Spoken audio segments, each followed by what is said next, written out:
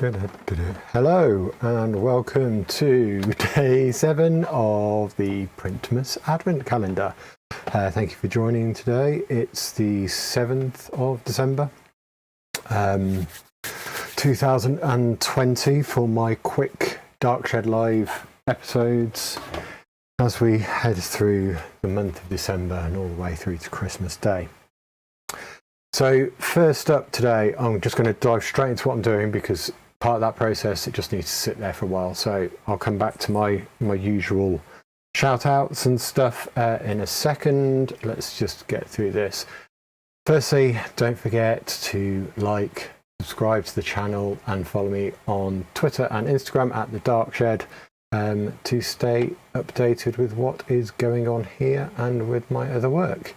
Right, so yesterday I printed this image, which I have here, which was a contact print from a dry plate large format negative. And tonight I am going to Selenium Tone them, or give a demo of it. So a couple of, let's just make sure this is working. Right, so this is the setup I've got. I'll come back to this in a second, but basically I've got a reference print here on the right, and here I've got the toner, which is diluted at 1+3. Now the first thing you have to do, this is the print I'm going to tone, that needs to go into a water bath to soak. Because I printed it yesterday and it dried out. I need to just let that soak for a bit. The documentation says that it needs to be 4 degrees above the temperature of the toner. Which I've actually done tonight. I don't think I've ever done that before and had success with it. So I'm doing everything to spec. Makes a change, doesn't it? Right, so what I've done here is basically when you're toning something, you really want to have a reference print, because if you're staring at the print that's being toned, your eyes will adjust to those colour changes. So if you've got the two prints, one that isn't being toned and one that is, side by side, you'll be able to see that difference that's happening. And it's a great way to kind of know how far you've gone with it and whether to stop. You can also use the toner at a lower concentration at 1+20 for archival purposes. And you do get some colour shift with that as well.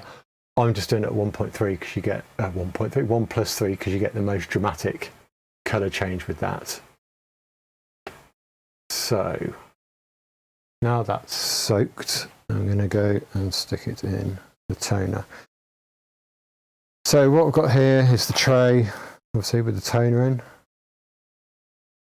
Here comes the print. And then it goes. I'm putting gloves on. It's pretty nasty stuff. That's the other thing about the toner is it smells really bad. It's got a really strong smell to it. So, do you know what? That isn't the reference print. What is it? It looks a bit darker. It's this one. No, it's definitely not that one.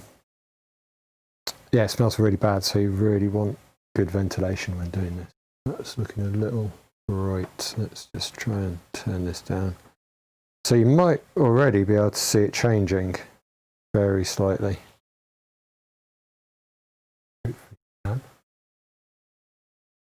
It'll start to look a little paler. Right, so this is the latest Ilford MGRC V that came out this year. And it tones loads better than the previous generation did. The paper itself is a little warmer when you compare the new one to the old one, which you might be able to see there. But by toning it, it's cooling it down a lot, and you kind of get a bit of a hint of purple to it as well. But the blacks become a lot richer, quite nice. So I'm going to leave that running.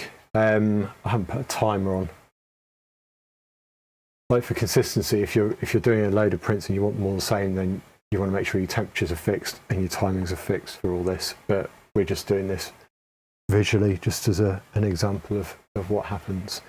So why that's in there, well, that's in there. Give it a little agitation every so often as well, just make sure that the top isn't poking out the toner.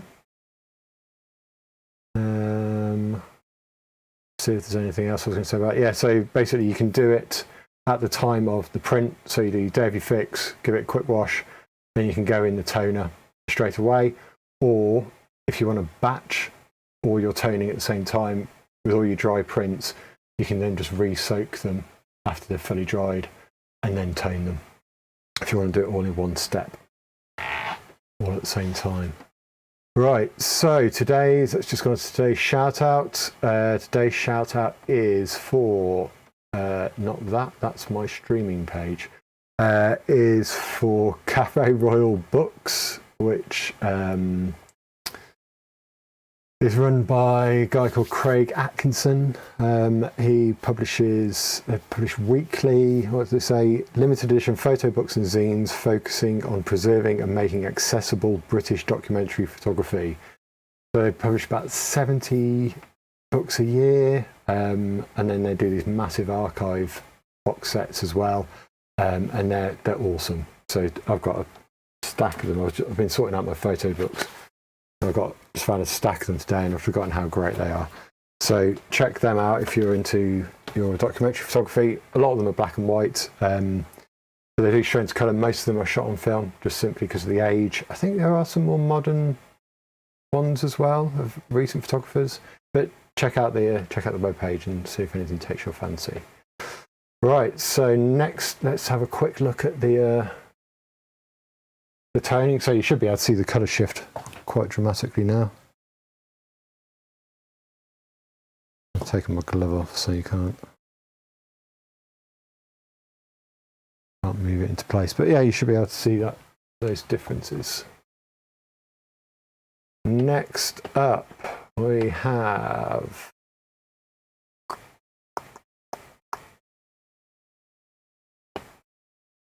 what do we have? What's on my list? What's on the magical list? The Advent Calendar! Camera, film, photo Advent Calendar. Day 7 to 9. It is the 7th, isn't it? I did say it was the 7th, yes. So I've got the next box to open. Exciting. Oh, it's a big one. Can't get it open.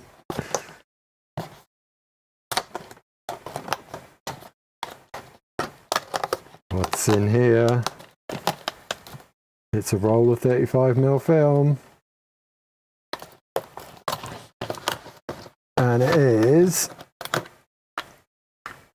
Harman's Kentmere Pan 100. Awesome. Never shot that before either. Great stuff. Thank you very much. Right, let's go back to the toner.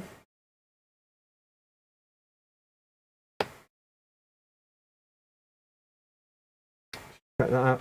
Right, so that's where we're at with that one. That's been in there, what, 3 minutes maybe? So when you're done with it, you have to give it a thorough washing. Again, just to get rid of all the toner. There we go. So I'll put that back in the water bath. And I'll just move the toner carefully out of the way. Get that bottled up quickly. And in true Blue Peter fashion, just in case it didn't work, here's one I made earlier. So the one on the left has actually been in for a lot longer already. And I did read somewhere about leaving it in overnight to see what happens, so to get some strange effects. So I'm going to put one of those in overnight tonight to give that a go. So like I say, that one's already been in a lot longer, but there's not a huge difference between the two. I can see very small difference between them. But the main difference is between the reference print, which didn't have any toning done to it, apart from maybe that splash there, if that's toner. Better put that in the wash just in case. Yeah, I'll stick this one in overnight and see what we get. might have to find some sort of lid. That's the water.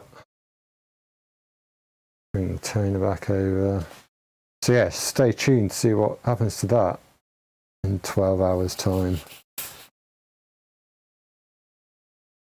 Right, so there we go. I think that is everything for tonight. Don't forget, like I say, to subscribe along here, and also if you feel inclined, you may support what I'm doing on my channel and my photography in general by subscribing to my patronage. And as part of that, you get a quarterly zine. This is the launch issue here that came out this year. I think I sent it out last month. Next one's coming out in January. We've got 10 of these left for the first edition, so get on the case now. It may even reach you by Christmas if you live in the UK. Thank you very much for watching, and I will see you all tomorrow. Take care. Goodbye.